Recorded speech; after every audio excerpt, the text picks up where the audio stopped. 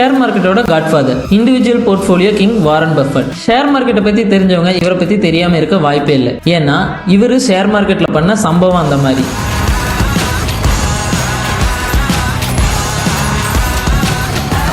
எல்லாருக்கும் 1300 கிராம்ல இருந்து 1500 கிராம் வரைக்கும் தான் பிரைன். ஆனா இவருக்கு மட்டும் எனக்கு உடம்பு பூரா மூளைடா. ஏன்னா இவரோட போர்ட்ஃபோலியோ ஃபுல்லா மோஸ்டா பென்னி ஸ்டாக்ஸ்ல இன்வெஸ்ட் பண்ணி ப்ராஃபிட் பண்ணது தான்.